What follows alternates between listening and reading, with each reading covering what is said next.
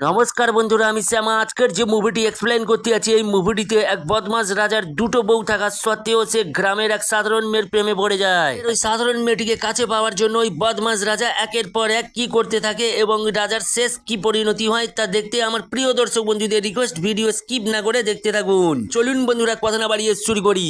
মুভির শুরুতে আমরা জোয়ালা ভাই নামে একজনকে দেখতে পাই, যে বসে বসে কিছু একটা ভাবছিল। একটি লোক দৌড়ে এসে বলে, মালকিন, মালিসার মেয়ে চলে এসেছে। এটা শুনে জোয়ালা ভাই অনেক খুশি হয়। গাড়ি করে মালিসার পিকচার পরিষ্কার করে। এক ব্যক্তি জোয়ালা ভাইকে বলে, মালকিন, এটাই মালিসার মেয়ে। মেয়েকে দেখে জোয়ালা ভাই অনেক খুশি হয়। মালিসার মেয়ে রাগান্বিত অবস্থায় জোয়ালা ভাইকে বলে, বাবা গ্রামবাসীর জন্য আপনার বিরুদ্ধে যুদ্ধ করেছে। বলে, তোমার বাবা মালিসা নয়, পরিচয় জানার সময় এসেছে। বলে আমরা ফ্ল্যাশব্যাকে কিছু দৃশ্য দেখতে পাই। ছেলেটিকে দেখতে পাচ্ছেন, এর নাম মালিশ। কোলেতে যে মেয়েটি আছে এর নাম রুদ্রাঙ্গী। বৃদ্ধ লোকটিকে দেখা যাচ্ছে, এটা হচ্ছে মালিশের ঠাকুরদা। রুদ্রাঙ্গী হচ্ছে মালিশের দূর সম্পর্কে পিসির বোন। বাবা কয়েক বছর আগে এক জটিল রোগের কারণে মারা গেছে। রুদ্রাঙ্গীর বাবা মাকে জমিদারের পাওনা টাকা পরিশোধ না করার কারণে মেরে ফেলা হয়েছে। এই বৃদ্ধ লোকটি এই দুইজনকে নিয়ে সবসময় চিন্তায় থাকতো। মালিশের দাদাজি মঙ্গলসূত্র বের করে তাদের দুইজনকে বিয়ে করতে বলে। পরে মালিশ সারা জীবন রুদ্রাঙ্গীর খেয়াল রাখতে পারে। সূত্র পড়ানোর পর মালিশ তার দাদাকে কথা যায় যে সারা জীবন রুদ্রাঙ্গীর খেয়াল রাখবে। দিন সকালে দাদাজির কাছে জমিদারের লোক আসে। যাওনি কেন? তোমাকে কি অন্যভাবে বোঝাতে হবে নাকি? তখন দাদাজি বলে, আমার শরীরটা ভালো যাচ্ছে, একটু সুস্থ হলেই খেতে কাজে যাবো। শোনা মাত্র এই যে লোকটি দেখতে পাচ্ছেন, এর নাম উজান ভাই, খুব রেগে যায়। উজান ভাইয়ের লোকজন দাদাজিকে বেঁধে টানতে টানতে উজান ভাইয়ের কাছে আনে। পেছনে পেছনে মালিশও ছুটে আসে। গেটের সামনে বেঁধে রাখা হয়। উজান ভাইয়ের লোকেরা বেধড়ক ভাবে এই বৃদ্ধ লোকটিকে মারতে থাকে। এটা দেখে সহ্য করতে না পেরে উজান ভাইয়ের পায়ে এসে পড়ে। বলে, আমার দাদাজিকে ছেড়ে দাও, বদলে আমি কাজ করবো। এর বসতে মালিশ এবং রুদ্রাঙ্গীকে দূরে ছুড়ে ফেলে দেয়। এরপর দাদাজিকে বেধড়ক পেটাতে থাকে। এর বসতে মালিশ চাম্বাটুল দিয়ে উজান ভাইয়ের কপালে মারে, ধুলো ছিটিয়ে দেয়।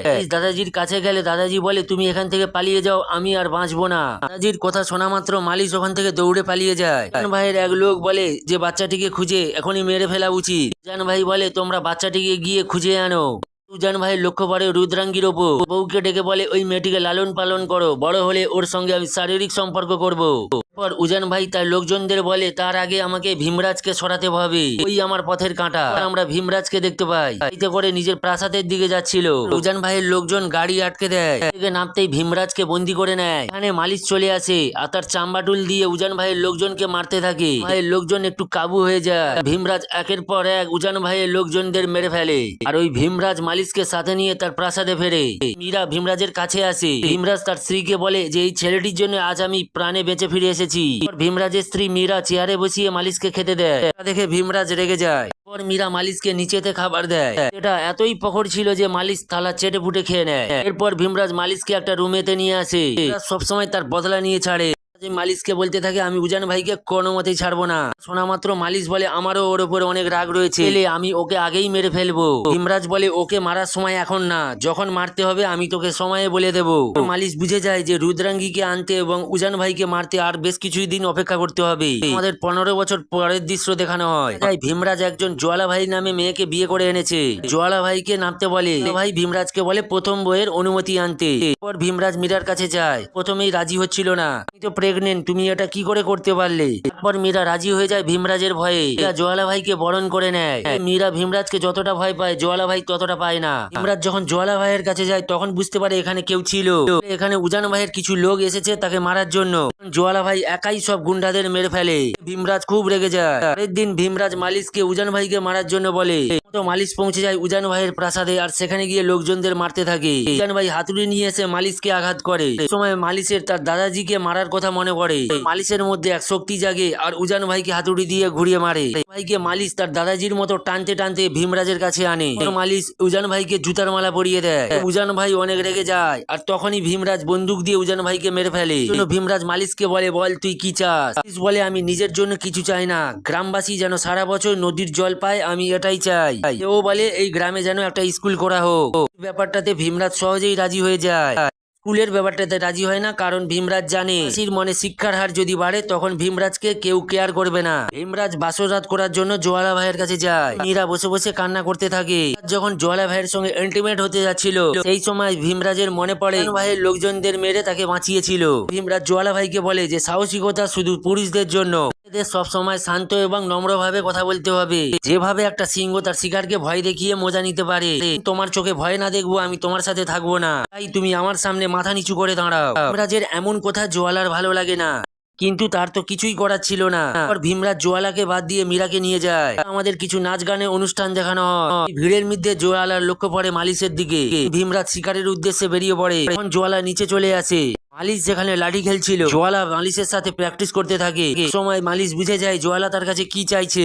মালিশ এটাকে ইগনোর করতে শুরু করে। যাই হোক, ভীমরাজ এদিকে শিকারে ছিল। তার চোখ জঙ্গলের ভেতর এক সাধারণ গ্রামের মেয়ের দিকে পড়ে। মেয়েটা একটা ছাগল নিয়ে খেলা করছিল। মেয়েটিকে দেখা মাত্র ভীমরাজ প্রেমে পড়ে যায়। মেয়েটিকে ভুলিয়ে ভালিয়ে ভীমরাজ তার গাড়িতে উঠিয়ে নেয়। বলে মেয়েটিকে গ্রামে রাখা ঠিক হবে না, একে প্রাসাদে নিয়ে গিয়ে আমি যত্ন করে রাখবো। এই কথা শোনা মাত্র মেয়েটি ভয় পায়। ভীমরাজ মনের আনন্দে গাড়ি নিয়ে সামনের দিকে বইতে থাকে। কিছুক্ষণ পর সামনে একটি পাগলি মেয়ে আসে। আমি ওই মেয়েটির সঙ্গে যখন কথা বলছিল, মেয়েটি গাড়ি থেকে নেমে পালিয়ে যায়। কিছুক্ষণ পর গাড়িতে না দেখতে পেয়ে ভীমরাজ পাগল হয়ে যায়। মন খারাপ করে ভীমরাজ রাজপ্রাসাদে ফিরে আসে আর ওই মেয়েটির কথা ভাবতে থাকে। সে খাবার দাবার খাওয়ার সময়ও মেয়েটির কথা ভাবে। দেখা যায় জোয়ালাও মালিশের প্রেমে হাবুডুবু খাচ্ছে। মাথায় শুধু মালিশ ঘোরাফেরা করছিল। এদিকে ভীমরাজ সেই মেয়েটিকে খোঁজার জন্য আবার জঙ্গলে আসে। কোথাও দেখা পায় না। জোয়ালা তার দাসীকে বলছে, যাও এখনই গিয়ে মালিশকে আমার কাছে নিয়ে আসো। এরা যখন মালিশের কাছে যায়, মালিশ তাদেরকে বলে চলে যাও এখান থেকে। এরা এসে জোয়ালাকে এই কথা বলতেই জোয়ালা পাগল হয়ে যায়। আগেতে একটি বন্দুক বের করে সোজা মালিশের কাছে চলে আসে। কাছে এসে গলায় বন্দুকটা গিয়ে তার রুমে যেতে বলে। না, মালিশ জোয়ালার রুমে আসে। সেই জোয়ালাকে বলে যে আমি একটা মেয়েকে ভালোবাসি, ছোটবেলায় বিয়ে হয়ে গিয়েছে। জোয়ালা মালিশকে বলে যে দেখো, তুমি যদি আমার কথা মেনে নাও এবং আমার কথা মতো চলো, আমি তোমাকে এই প্রাসাদের রাজা বানিয়ে দেব। কাজ করো, ভীমরাজকে তুমি মেরে ফেলো। মালিশ জোয়ালাকে মানা করে যায় আর সেখান থেকে চুপচাপ চলে যায়। তারপর ভীমরাজ ওখানে চলে আসে। এসেই সেই মেয়েটির শুধু কথা বলছে। ভীমরাজ ওই মেয়েটির বর্ণনা বলে আর জোয়ালাকে ওই মেয়েটির স্কেচ বানাতে বলে। হয়ে গেলে ভীমরাজ দেখতে পায় যে ওই ছবিটি তার অ্যাসিস্ট্যান্টে রাখা ছিল। ভীমরাজ তার রুমে চলে যায়। মালিশকে ডাক করে।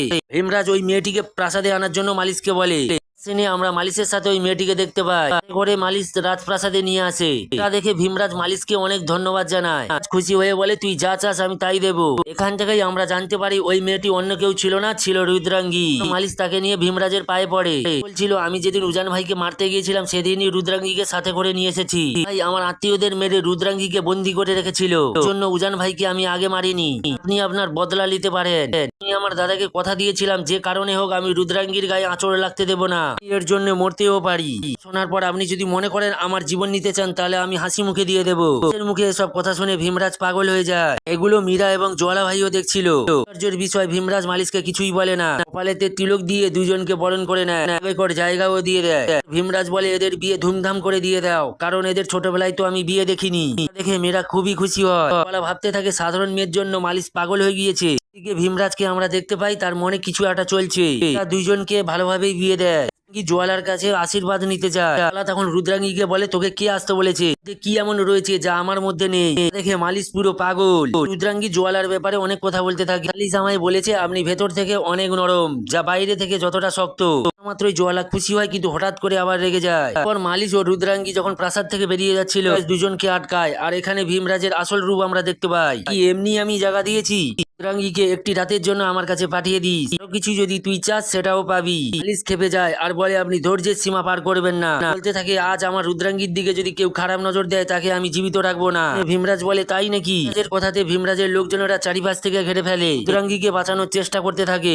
ওদের সঙ্গে মারপিট শুরু হয়ে যায়, কিন্তু লোকজন বেশি থাকার কারণে একসময় হার মেনে নেয়। ভীমরাজ রুদ্রাঙ্গীকে জড়িয়ে ধরে। বলতে থাকে, তুই না রুদ্রাঙ্গীর জন্য মরতে চেয়েছিলিস, আমি সেটাই উপহার দেবো। জোয়ালা ভাই ঘাড়েতে বন্দুক ধরে। থেকে তাড়াতাড়ি রুদ্রাঙ্গীকে নিয়ে যেতে বলে। দেরি না করে তড়িঘড়ি ওখান থেকে বেরিয়ে যায়। যাওয়ার পর জোয়ালার হাত থেকে বন্দুকটা কেড়ে নিয়ে রাগেতে একটা থাপ্পড় মারে। বলে, কিভাবে তোর সাহস হলো স্বামীর ওপরে বন্দুক তাক করার? তুমি নিজেকে সিংহ মনে করিস? বলে, তুই তো পুরুষ নামে কলঙ্ক।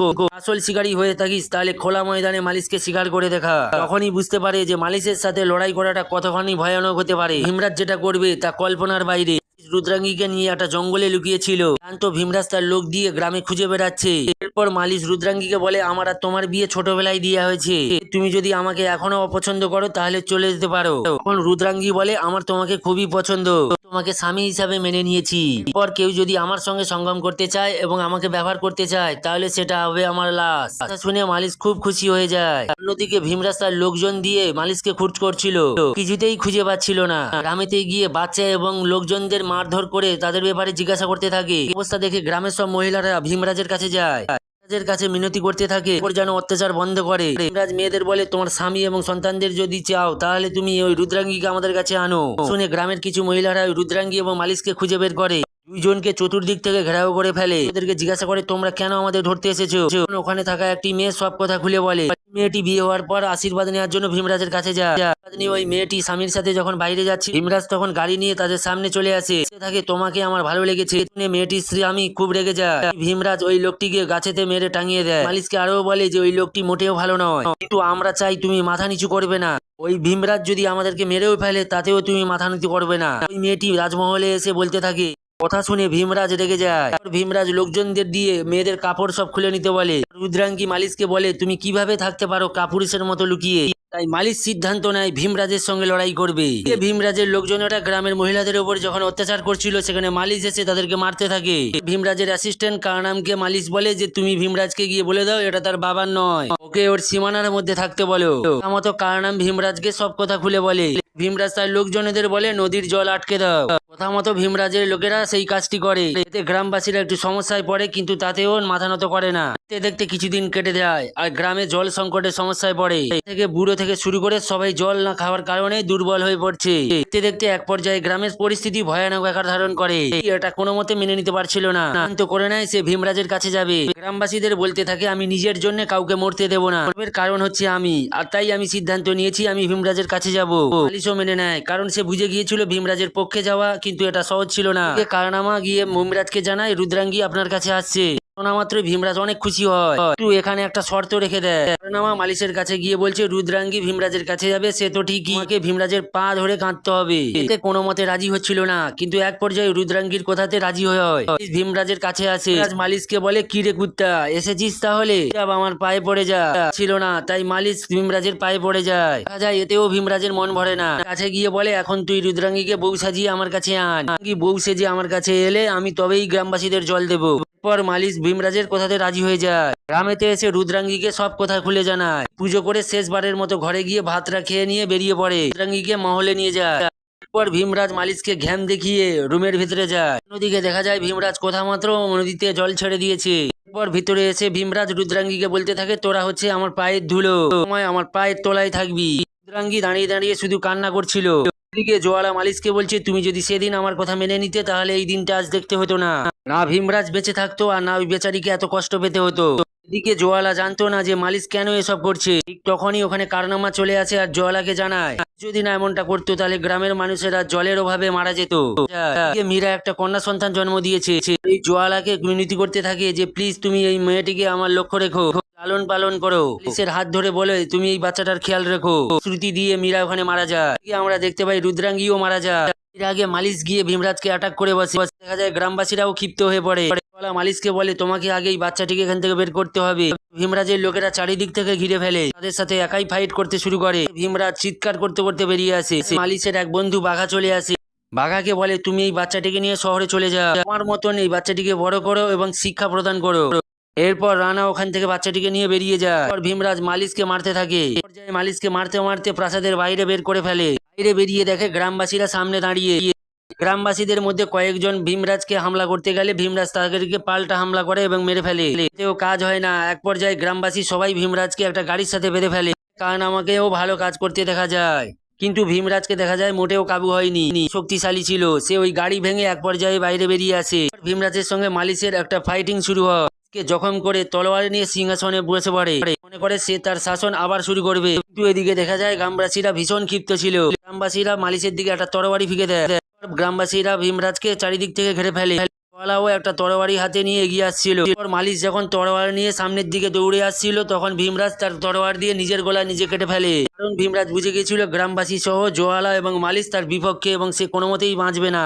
এদিকে মালিশকে যে ছুরি দিয়ে আঘাত করেছিল এই কারণে মালিশ মাটিতে লুটিয়ে পড়ে। এখানে জোয়ালা চলে আসে। মালিশ জোয়ালাকে বলতে থাকে এই মহলটাকে একটা স্কুলে পরিণত করবে।